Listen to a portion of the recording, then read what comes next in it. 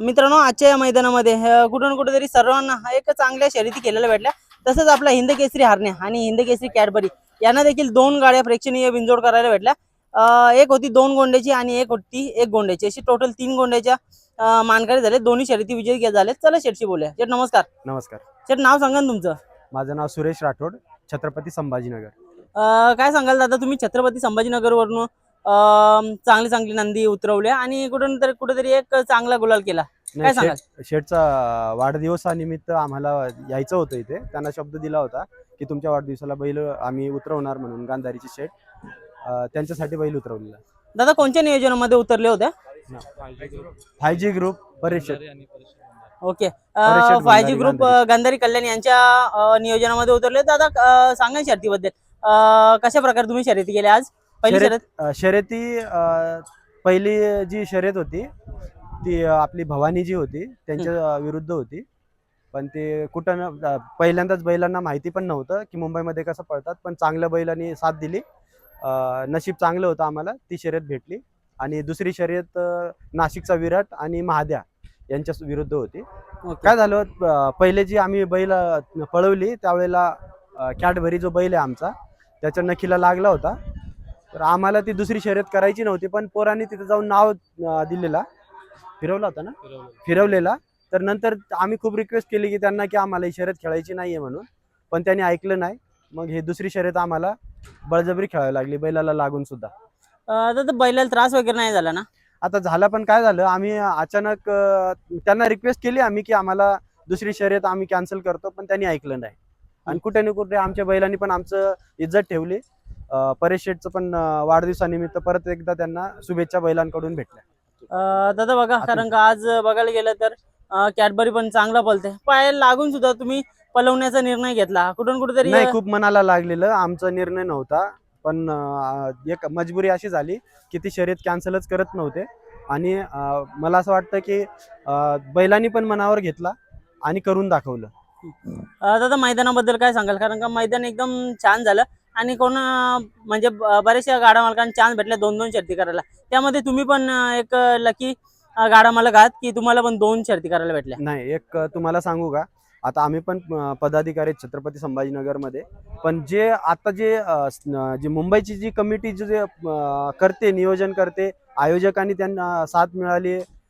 खूप चांगल्या प्रकारचं नियोजन, असेच आड्डे भरत राहू, शेतकऱ्यांनी गाडा मालकांना असेच सुखीचे दिवस यावं, हीच तुळजाभवानीकडे प्रार्थना करतो। दादा बघायला गेलं तर तुम्ही पण एक या म्हणजे मुंबईमध्ये बरेचशा मैदानामध्ये गुलाल घेण्याचा प्रयत्न करत असता। मागे पण बिनजोडला पण 26 जानेवारीला आलेले, त्याच्यानंतर 3 फेऱ्याला पण आलेले आणि आज पण कुठेतरी या चांगल्या मैदानामध्ये आलेले। मुंबईचा खेळ तुम्हाला हळूहळू आवडायला लागला, काय सांगाल? हळूहळू नाही, मुंबईचा खेळ आणि पूर्ण महाराष्ट्राचाच खेळ आवडतो। मुंबईचा तर आवडतो। जिथं बैल जे नाद एकदा लागले की सुटत नाही, असा जो विषय आहे त्या प्रकारचा आहे। तर प्रत्येक वेळी प्रयत्न तर प्रत्येक गाडा मालकाचा असतो, पण आज खूप अशी शर्यत कधीच झाली नाही की आम्हाला कॅन्सल करायची होती शर्यत दुसरी की बैलाला लागल्यामुळं। आता पण ती नाही झाली, ते मनाला जीवाला लागलं आणि असेच प्रयत्न राहील। बैल जे नाळ असते ती बैलांनी जपली, गांधारीवाल्यांचं नाव मोठं केलं। ते खास करून कॅडबरी आणि हिंद केसरी हरण्या, हा हरण्या साखरवाडीचा बावऱ्या आणि हरण्या जो पळतो हा हरण्या आहे तो। तर कुठेतरी आपल्या नाद लागले की सुटत नाही आणि बैल आपले नाव करतात, हेच मोठा अभिमान आहे आम्हाला। दादा बघायला गेलं तर आजचा गुलाल पण खूप इम्पॉर्टंट होता, कारण का बघा शर्यत कॅन्सल होत असणारी परत शर्यत पकडून तुम्ही कुठं ना कुठेतरी शर्यत केली। काय झालं, आमच्या पोरांनी बघितलंच नव्हतं बैलाला लागलेलं आणि नाव फिरवला। आता त्यांचं पण असं झालं की समजू शकतो, पण एक शेवटच्या क्षणी रिक्वेस्ट केली की कॅन्सल करायला पाहिजे होती, पण त्यांना पण आशा असेल, लांबून बैल त्यांनी पण उतरवला असेल, ठीक आहे चालेल। पण दादा बैलांनी आज करून दाखवलं, काय सांगाल? खूप म्हणजे ही शर्यत खूपच महत्वाची होती, आता व्यक्त करू शकत नाही एवढं हे आहे। दादा याच्या नंतरचं नियोजन कसं काय असेल? कारण का बघायला गेलं तर दोन्ही नंदी एकदम चांगले पळतात आणि एकदम आजच्या मैदानामध्ये चांगले गुलाल केले। गांधारीवाल्यांनी कधी पण बोलवावं, एका हाकेवरती संभाजीनगर येणार त्यांच्यासाठी। एवढंच सांगतो, जास्त बोलून हे नाही. बरोबर आहे. दादा कुठे ना कुठेतरी या शर्यती क्षेत्रामध्ये मैत्रीचे संबंध पण जपले पाहिजेत. आज तुमचे आणि गंधारीवाल्यांचे संबंध जीवाभावाचे झालेले आहेत. कशा काय प्रकारे तुम्ही त्यांना त्यांच्याकडे बघता किंवा कशा काय प्रकारे त्यांना धन्यवाद करता? नाही, सगळी पोरं एवडे चांगले आहेत आणि शेठचा पण स्वभाव एवढा चांगला आहे की कधीच म्हणजे काय बोलतात ना, त्यांच्या तोंडातून असं जे साखरेसारखं त्यांच्या तोंडातून प्रत्येक शब्द पडत असतो. त्याच्यामुळे आम्हाला त्यांच्यासाठी कधी पण जर बोलवलं तर आम्ही कधी पण त्यांच्यासाठी येऊ. नक्कीच दादा, आज चांगला गुलाल झाला. आजचा आनंद कसा आहे तुमचा? नाही, खूप सगळे पोरं तुम्ही बघत असाल सर्वांच्या चेहऱ्यावरती, सगळे आता कधी घरी जाऊन कधी पार्टी करणार असं सर्वांच्या चेहऱ्यावरती आहे. बरोबर आहे दादा. आता बघितलं आपण होली हे कुठं ना कुठं तरी आपली इथे या क्षेत्रामध्ये, बैलगाडा क्षेत्रामध्ये रोजचीच होली आहे. आज असं वाटतंय की खरोखर कालचा रंग उतरला नाही, पण आज तुम्ही बघताय रंगामध्ये पूर्ण माखलेला आहे. नाही, हरण्यानी आणि कॅडबरीनी आम्हाला रंग उतरू दिला नाही आणि आता अजून गांधीवाल्यांच्या गोठ्यावर जाऊन अजून होळी खेळायची आम्हाला अजून. नक्कीच दादा, खूप सारे शुभेच्छा तुम्हाला. अशाच शर्यती करत राहा. बघा आज तुम्ही एवढे लांबून येऊन चांगले शर्यती करता, आम्हाला पण चांगलं वाटतं. धन्यवाद दादा. धन्यवाद. शेठ नमस्कार. नमस्कार. दादा नाव सांगा ना तुमचं? माझं नाव कपिल कारभारी आणि आमचा 5G ग्रुप आणि आज 5G भावेश दादाच्या नियोजनात आज आम्ही 2 बैल उतरवलेली इथे या मैदानासाठी. दादा बघायला गेलं तर आता तुमचं 5G एकदम टॉपला पलतंय. मग कुठं ना कुठं तरी मधल्या कालामध्ये 5G बॅकफुटला होता ना, की काय झालं 5G ला? आजारामुळे काय 2 महिने झाले बैल आपला गोट्यामध्ये होता, पण आता लवकरच तो मैदानात पण येणारच आहे. दादा मागच्या टायमाला 5Gच्या मालकांसोबत म्हणजे तुमच्याशीच बोललेलो, तेव्हा सांगत कुठेतरी 5G स्पीड सारखा निघलेला आहे, पण त्याच्यानंतर त्याला ट्रोल करण्यात आलं. काय सांगाल?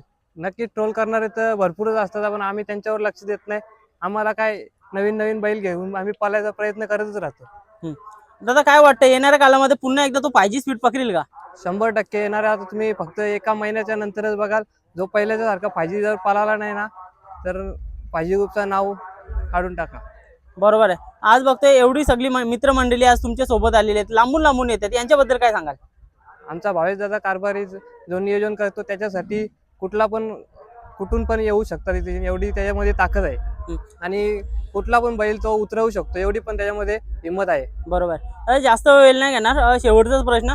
बघा आता जेव्हा बैल बिमारीमध्ये असतं तेव्हा कुठं ना कुठं तरी बॅकफुटला असल्यामुळे पैरे नव्हत, पण तुम्ही काय अपेक्षा करता पैरेवाल्यांकडनं? पैरेवाल्यांच्याकडनं एवढी अपेक्षा काही, आमचा आजचा दिवस जर आमचा खराब येतो, उद्या तुमचा पण खराब येणार आहे, तर तुम्ही पण जरा बैल मागताना किंवा तेव्हा पण विचार करायला पाहिजे का आपल्याकडून त्यांनी पण बैल मागितलेला, आपण तेव्हा दिलेला नाही, तर आपण पण आता मागताना त्यांच्याकडे कसा मागायचा याचा पण विचार करायला पाहिजे. 100%. बघा कुठं ना कुठेतरी बैलगाडा क्षेत्र हा मैत्रीचा क्षेत्र आहे. मैत्री जपून ठेवा, पैरे करत राहा आणि आनंदात राहा. शुभेच्छा दादा तुम्हाला. धन्यवाद.